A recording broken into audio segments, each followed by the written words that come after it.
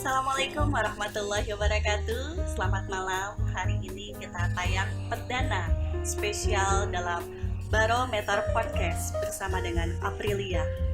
Malam ini kita kedatangan narasumber dan tamu spesial. Beliau datang dari daerah namun sukses di Karawang.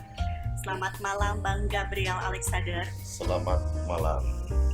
Sebelumnya saya mengucapkan selamat atas terpilih yang kedua kalinya periode 2022-2027 sebagai Ketua PHRI Kabupaten Karawang. Selamat ya Bang ya. Terima kasih. Ya, mengenai sedikit cerita yang saya tahu, Bang Gabriel itu lahir di Ambon. Ya, memulai perjalanan karir di Karawang pada tahun 2009 setelah keluar dari pesantren. Datang ke Karawang tidak punya sanak saudara dan teman ya Bang ya. Itu gimana ceritanya Bang? Ya, pertama-tama saya ucapkan terima kasih atas undangan di podcast ini. Yang kedua juga ucapan terima kasih dari kami kembali dari saya secara pribadi atas terpilihnya saya sebagai Ketua PRI BPC Kabupaten Karawang periode 2002 sampai dengan 2027. Semoga di periode yang kedua ini saya bisa all out dalam membangun PHRI agar bisa bermanfaat untuk khususnya untuk Kabupaten Karawang, umumnya untuk Indonesia. Amin. Sukses ya Bang. Kemudian sedikit memang betul tadi yang disampaikan, saya kebetulan terlahir di tanah Maluku dan hari ini saya sudah berKTP Karawang dan saya sangat mencintai bumi pangkal perjuangan.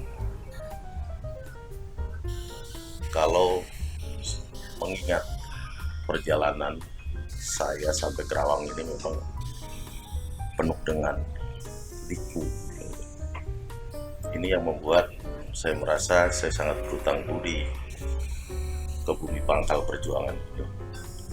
Saya datang ke Karawang kurang lebih tepatnya itu 31 Januari 2009. Memulai sebagai Saya awalnya ada orang tua angkat saya yang memang memberikan masukan ke saya untuk hijrah ke Karawang. Saya dulu hanya mendengar Karawang. Kalau bicara Karawang dengan Rengas Dengklok, saya justru lebih mengenal Rengas Dengklok.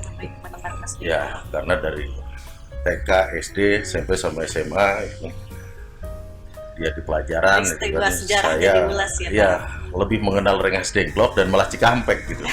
Cikampek karena ya itulah macet tahunan yang sering muncul di TV, dan akhirnya saya lebih mengenal Rengas Dengklok maupun Cikampek.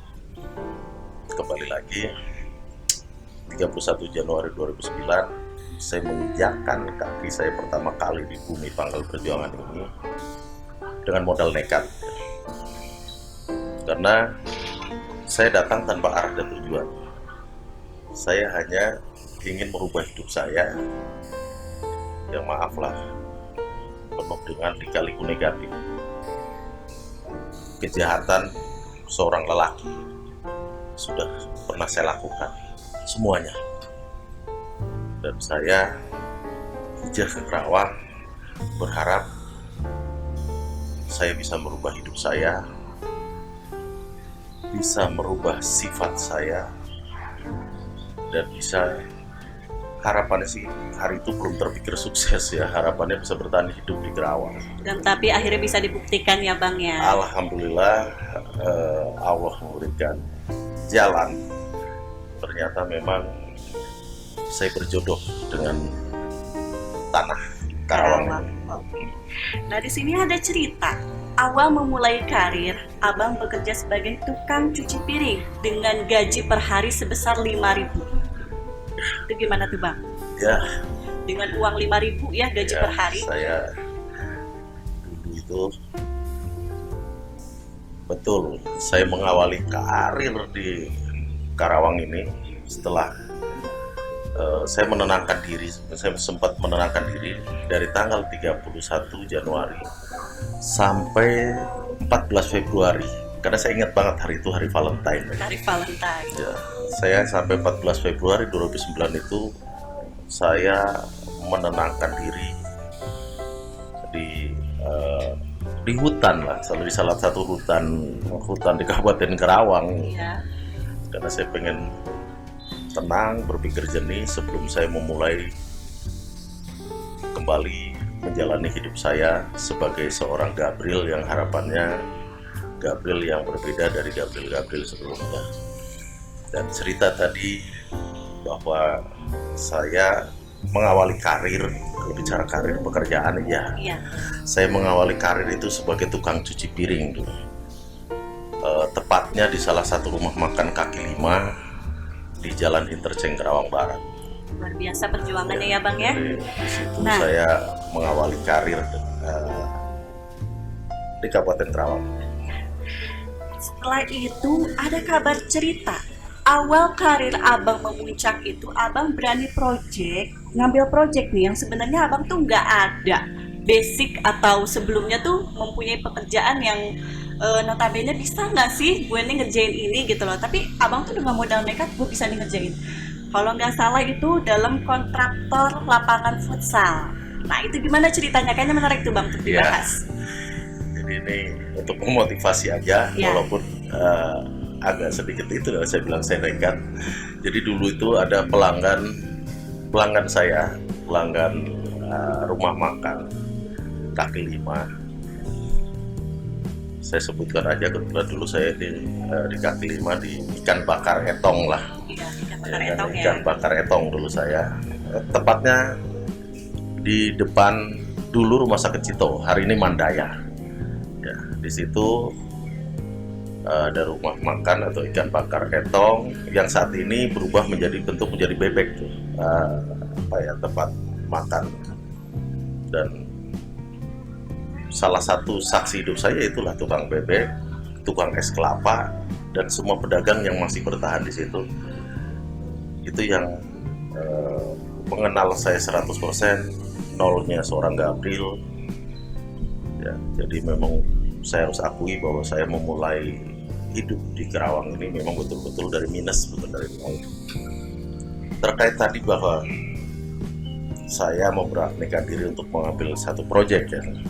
Betul, jadi ada satu tamu kebetulan yang kena musibah hari itu. Kena musibah,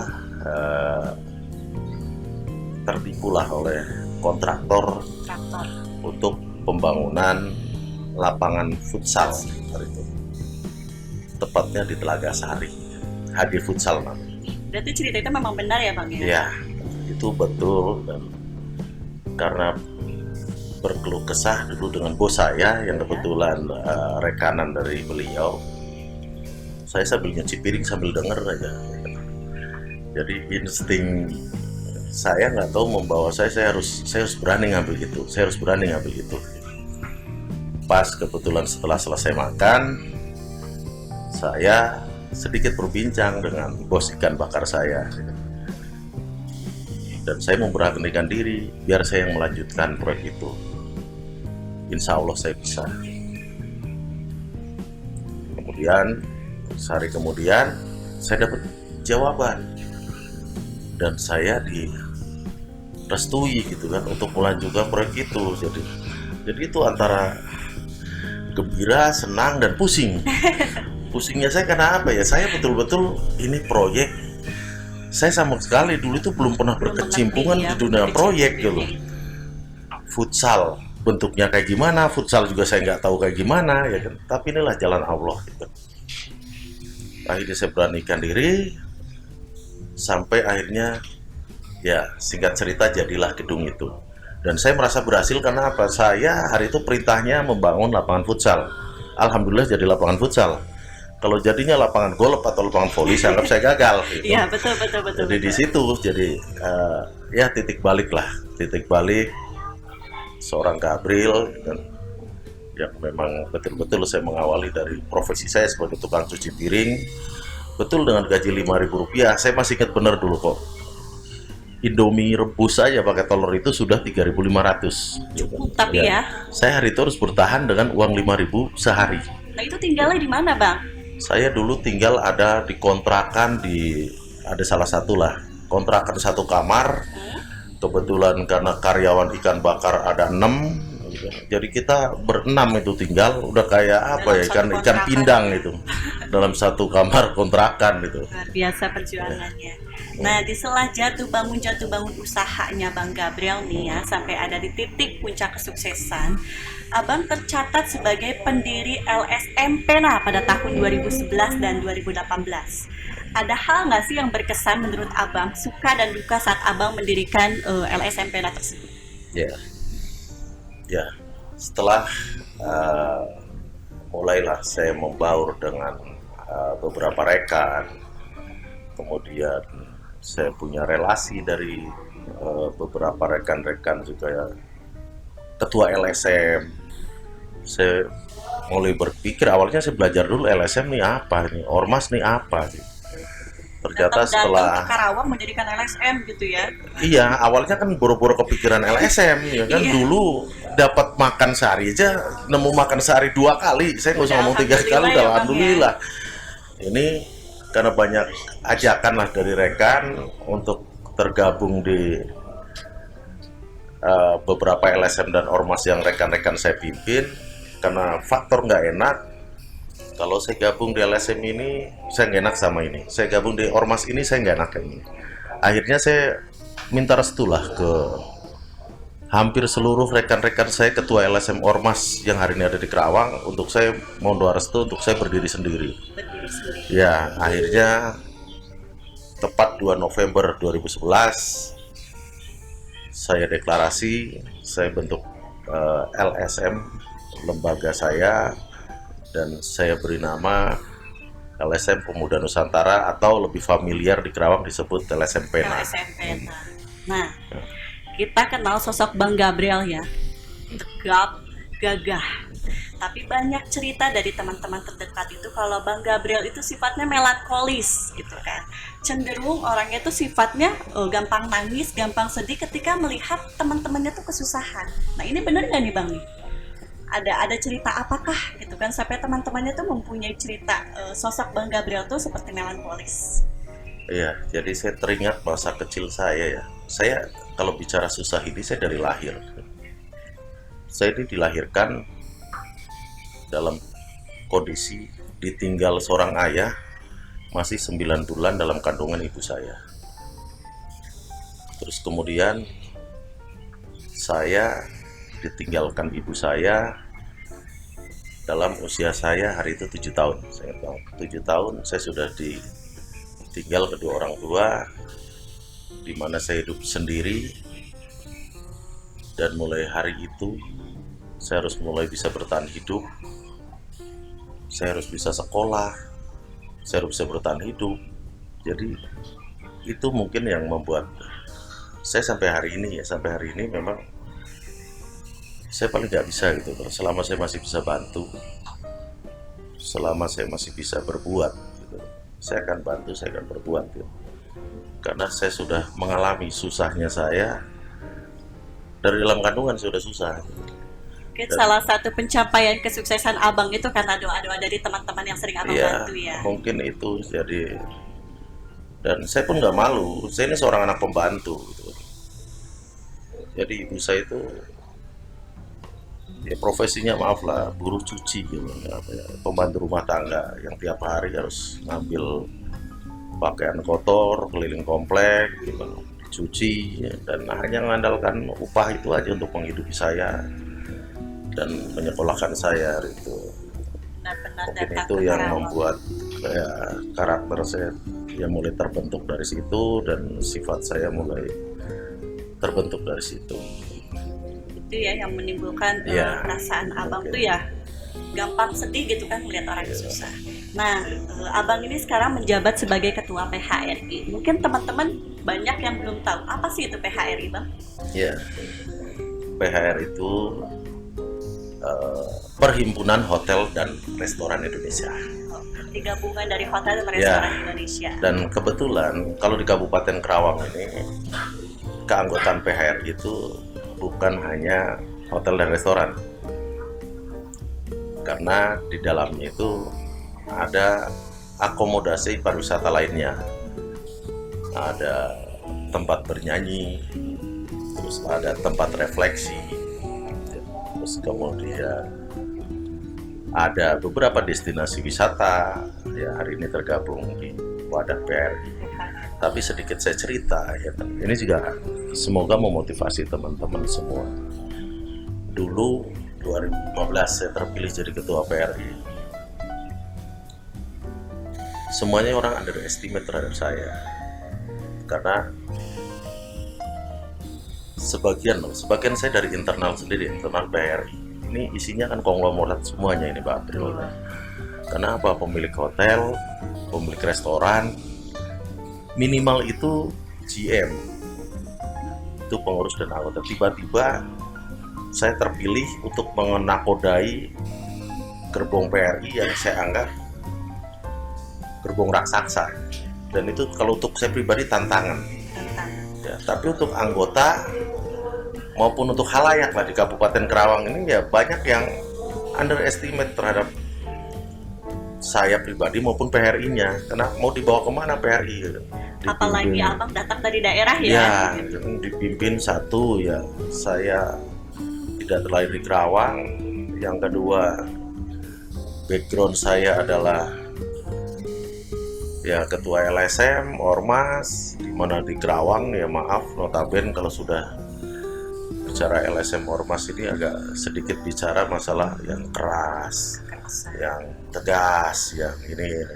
Sedangkan ini asosiasi PRI ini asosiasi pengusaha gitu. Jadi wajar sih kalau orang sedikit, ya bukan sedikit lagi, banyak lah yang underestimate terhadap saya mau dibawa kemana PRI ini. Sampai akhirnya saya buktikan gitu. Dan hari ini malah saya terpilih kembali untuk satu periode ke depan sampai 2027. Nah, di sini juga ada hal yang menarik nih, Bang. Saya pribadi juga standing applause sama Abang, karena selama Abang menjabat sebagai ketua PHRI, prestasi dan reward Abang Gabriel sebagai ketua PHRI itu diantaranya pendapatan PAD Karawang menaik. Dan yang kedua, Abang bisa membuat Karawang menjadi tuan rumah Munas 2019 di Indonesia, pertama dan terakhir sebelum pandemi COVID-19. Benar ya, Bang ya? Iya, ya. Jadi terkait PAD, jadi saya masih ingat betul 2015, datanya juga mungkin ada itu di Bapenda. Itu PAD sektor pariwisata, khususnya hotel restoran itu hari itu hanya 23 miliar. 23 miliar di 2015, capaian 2015 ke 2016 itu. Per tahun pertama saya menjabat, karena saya tahu hari itu kebetulan hubungan saya sinergis hari itulah. Saya punya hubungan yang baik dengan pemerintahan daerah. Di tahun pertama saya ingat betul itu PAD melonjak sampai 200% itu. Saya ingat 72 miliar itu. 72 miliar di dari tahun angka pertama 25 miliar ya, Bang di ya. 2016 itu 72 miliar itu di tahun pertama. Sampai saya sempat diberikan target lah oleh Bupati melalui Kepala Bapenda dengan Kadis Parbud bahwa target saya adalah 2020 minimal mampu memberikan sumbangsih PAD sebesar 100 miliar di 2020. Tapi alhamdulillah saya belum sampai di 2020. Di tahun kedua saya itu sudah tercapai 103 miliar. Berarti di tahun kedua saya di tahun 2018. Di tahun 2019 itu capaian terbesar, karena PAD sektor pariwisata khususnya hotel restoran di Kabupaten Karawang itu capaiannya 169 miliar. Jadi memang ya, kontribusi PRI lah, bukan saya sebetulnya, kan rekan-rekan pengusaha akomodasi pariwisata ini yang perlu kita berikan. aplaus dan penghargaan, karena ya para pengusaha inilah yang membantu proses dari PAD 23 miliar sampai 2019 di angka 169 miliar. Dan Abang bisa membuktikan tantangan itu ya, Bang ya. Itu untuk itu. Kemudian untuk Munasnya sendiri, betul. PHRI itu 51 tahun kebetulan, karena itu kebetulan hari itu Munas itu bertepatan dengan ulang tahun PHRI yang ke-51 waktu di Kerawang. Dan memang rekor, belum ada satupun provinsi yang berhasil menggiring agenda musyawarah nasional Munas PRI ke daerah. Ya, dari memang kemarin kebetulan Jawa Barat menunjuk Kerawang sebagai perwakilan Jawa Barat, dan alhamdulillah di tahun ke-51 Munas baru keluar dari Jakarta ke daerah. Dan ini memang capaian yang luar biasa, karena 51 tahun berdiri Munas baru keluar Jakarta, dan alhamdulillah pertama kali terselenggara di Jawa Barat, dan syukur alhamdulillah juga Karawang ditunjuk untuk mewakili Jawa Barat sebagai tuan rumah Munas 2020. Di sini saya mau tahu nih Bang, apa sih yang menjadi program PHRI andalan Abang sendiri? Kalau untuk Kabupaten Kerawang, saya biasa bicara Kabupaten Kerawang. Program-program yang sudah kami lakukan, selain satu ya, pertama kami mampu menggelar musda dulu, Rakerda itu di 2016, 1 tahun saya menjabat, saya menggiring Rakerda tingkat Jawa Barat ke Kerawang. Terus kemudian kalau bicara organisasi nih, yang kedua ya capaian terbesarnya adalah Munas 2020. Kalau untuk sekup Karawang yang sudah kami lakukan itu, satu, kami coba mengangkat kearifan lokal Kerawang dengan menetapkan setiap hari Rabu sebagai hari penghormatan kami PHRI ke tanah leluhur Kerawang. Makanya setiap hari Rabu kita buat namanya Rebo Nyunda gitu. Jadi PHRI Nyunda betul, karena memang surat edaran saya itu hanya berlaku dan hanya saya tujukan untuk seluruh anggota PRI. Jadi di situ setiap hari Rabu itu saya ya memberikan nuansa Sunda di hotel, restoran maupun tempat-tempat hiburan ya kan. Jadi setiap hari Rabu ini, dan sampai hari ini terus masih berjalan. Jadi sudah berjalan kurang lebih 6 tahun. Tapi ada hal yang menarik nih Bang. Di sini ada salah satu program yang saya cari tahu, bahwa Abang mencetus seniman tandang hotel berbintang. Nah, itu gimana caranya Bang? Melanjutkan program PRI sebelumnya. Terkait PRI Nyunda, akhirnya tercetuslah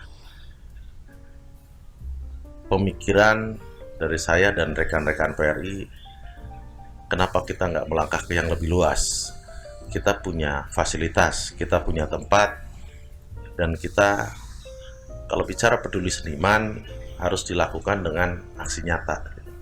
Hari itu setelah bicara dengan beberapa perwakilan seniman, tokoh-tokoh budayawan Kerawang, akhirnya sepakat kita membuka pintu lebar-lebar untuk seluruh seniman dan budayawan Kerawang untuk bisa tampil di seluruh hotel dan restoran berbintang di Kabupaten Kerawang.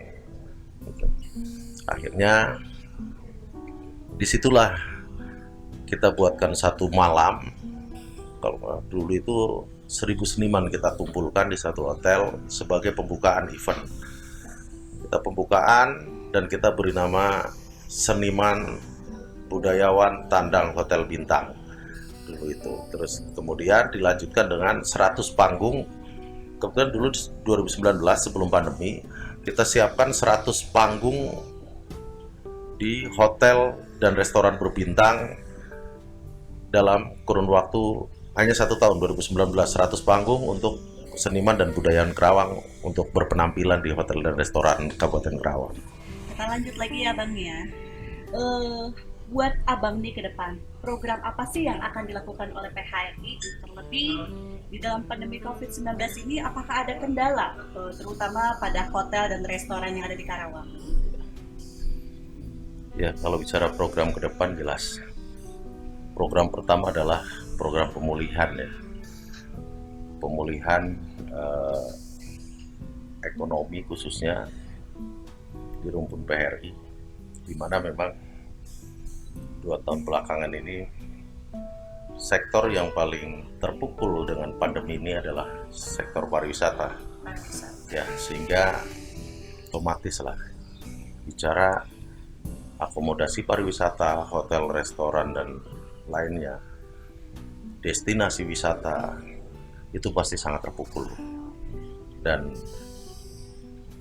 kalau di data kami malah ada beberapa hotel yang sampai hari ini belum beroperasi kembali. Kalau bicara restoran, mungkin ratusan restoran gara-gara pandemi ini akhirnya tutup total.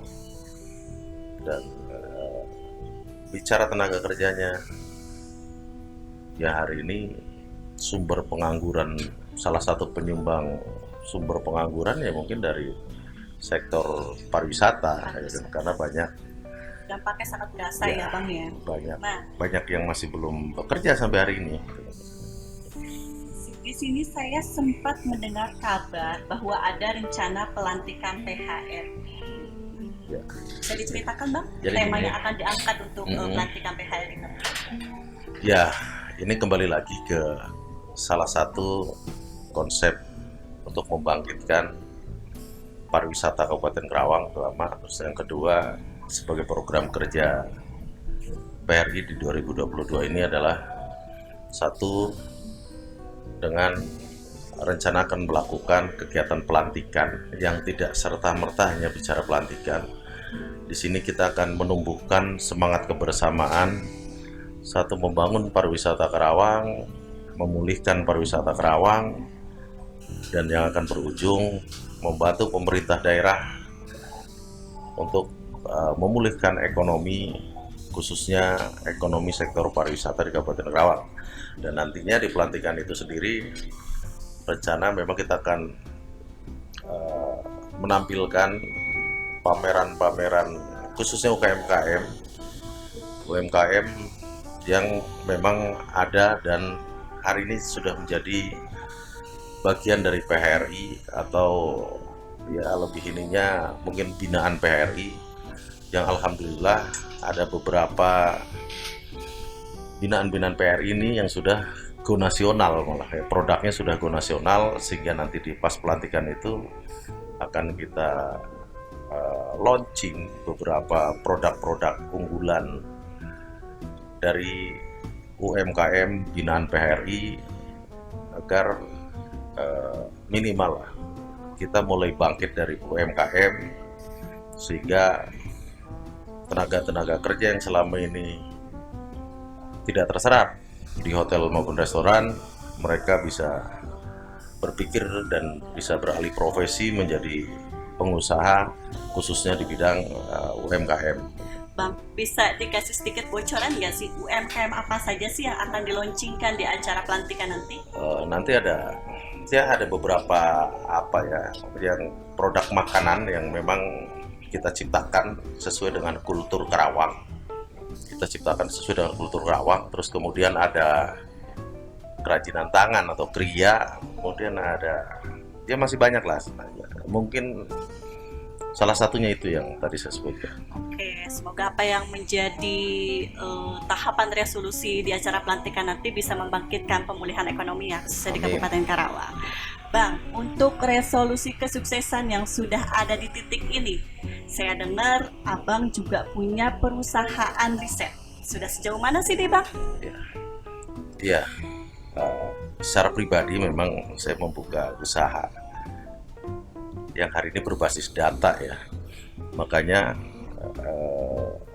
kita buat perusahaan yang memang salah satu komponen-komponennya itu diisi oleh putra-putri terbaik Karawang, karena ini bicara bisnis keilmuan, ya kan?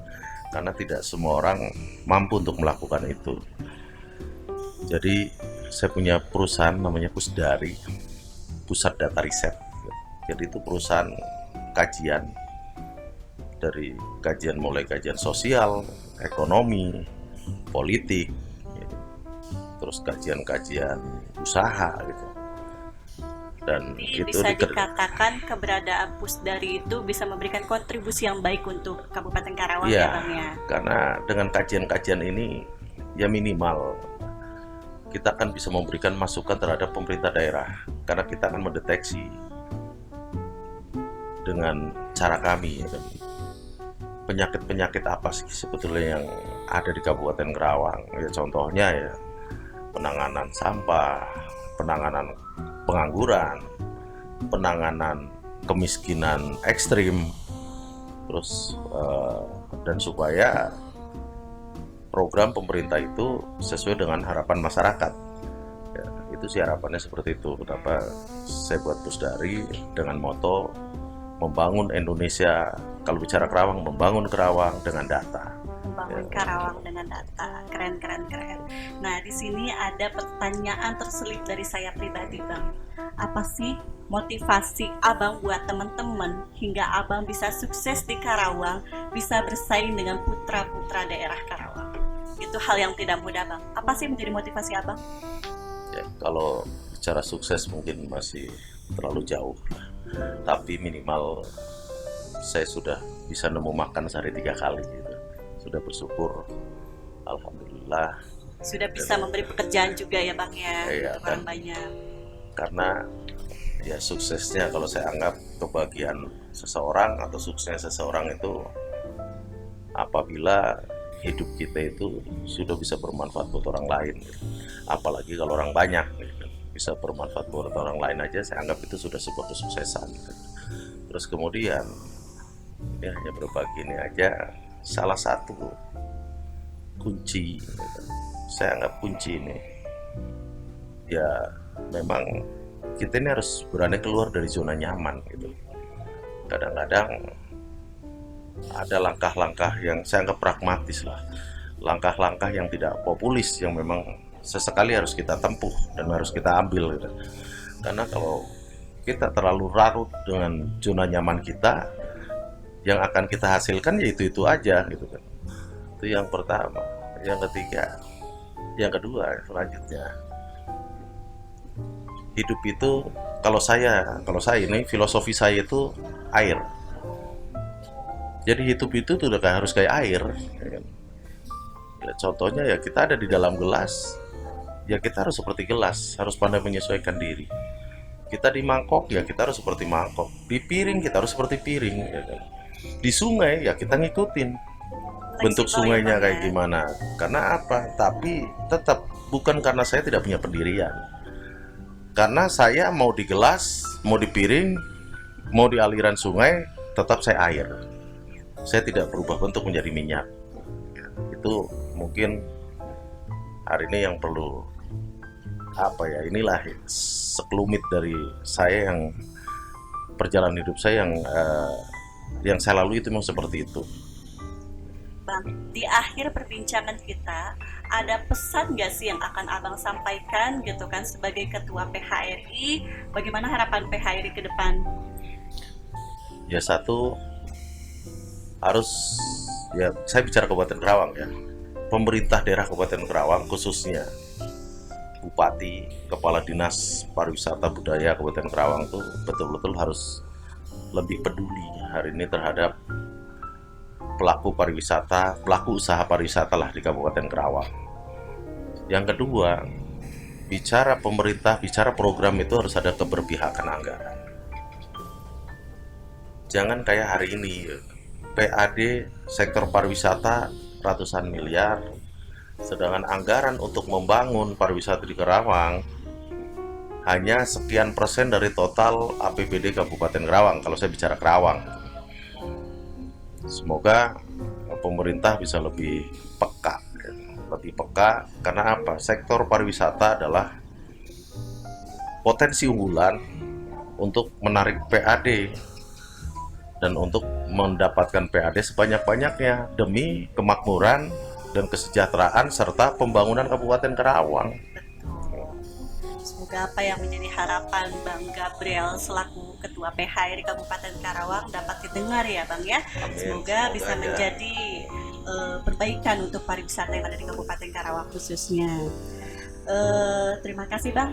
Semoga Oke. histori dari perjalanan dan kesuksesan Abang menjadi motivasi untuk kita semua bahwa kesuksesan bisa kita capai dengan segala tekad. Terima kasih atas waktu semua. Dari histori dan perjalanan seorang Bang Gabriel selaku Ketua PHRI Kabupaten Karawang, semoga menjadi motivasi untuk kita semua. Saya Aprilia, pamit mundur. Wassalamualaikum warahmatullahi wabarakatuh. Tetap di Barometer Podcast dengan narasumber selanjutnya.